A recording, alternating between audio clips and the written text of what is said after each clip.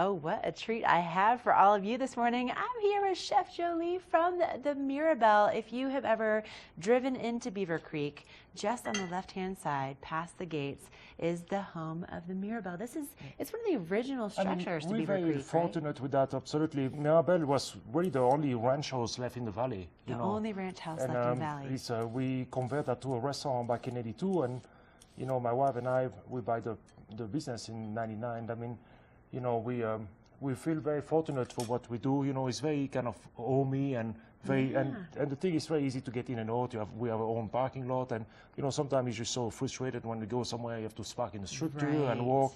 I mean, in that respect, Mirabelle, we're very lucky.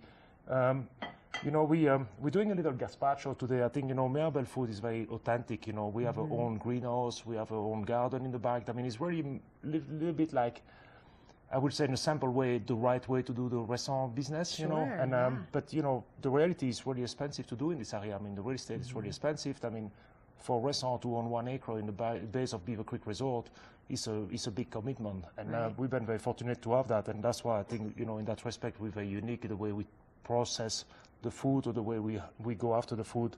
And but Mirabelle, a lot of people think it's a very complicated restaurant, and it's really not. I mean, it's, I'm there with my wife, we live upstairs, we run the restaurant like it's a family-run business. I mean, in that respect, we're very fortunate.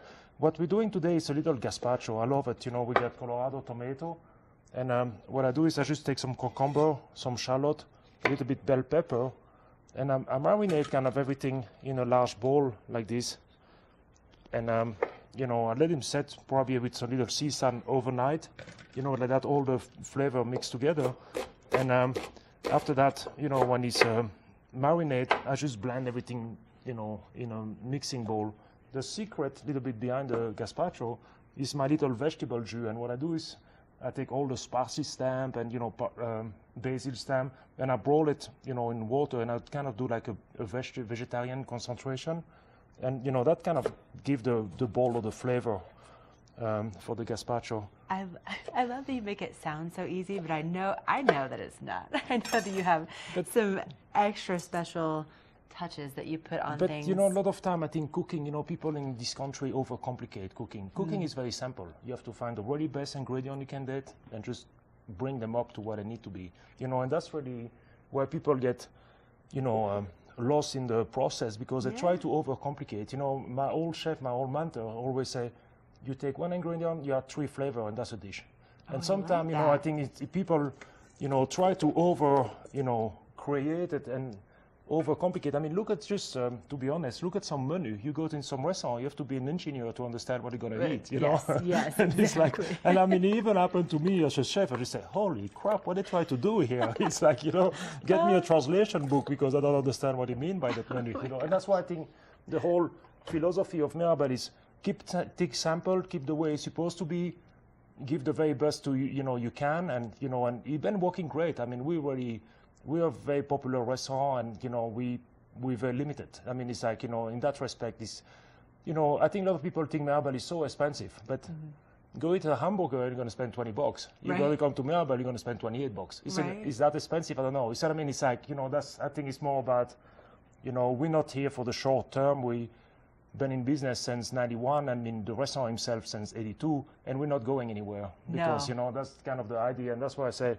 treat people fairly, and it will just all work out, Well, and have delicious food. And also, just really quickly, I have to tell people that, I love every time that you come in here, because you do keep it so real, and you keep it so fun. And again, it's very simple, but also elegant at the same time. And if you would like to actually get some tips from Chef Joly later on today from 4 to 5 at Beaver Creek, he's going to be doing a demo right there. You're just going to be in the village, kind of by the ice rink? And exactly, it's kind of an open session, and what we're doing is we're going to kind of make a little tomato tartlet. We're going to play around the tomato. I mean, literally, when I'm going to leave here from the studio, I'm going to go to the market and buy some tomato, and I'm going to do something with them this afternoon. Oh, and great. In my cookbook, I have kind of a really fun thing, and it's kind of a crust, like with a tomato, with a flan tomato, and some fresh tomato on top. And I think, it's just, we're going to highlight what come out, 50 miles from here in the farm, and Right. you know, we're going to do something fun with it. Oh,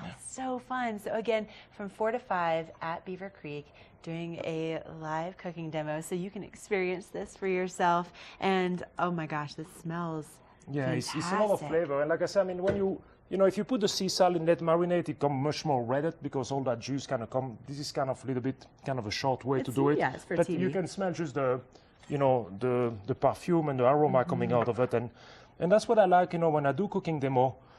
I really enjoy to do things when it's fun and people say, they're going to look at it and they say, you know what, this is quite easy. I can do that at home. And if I think if you do that, because, you know, obviously if you come to Mirabelle, we have 7 chefs work with me.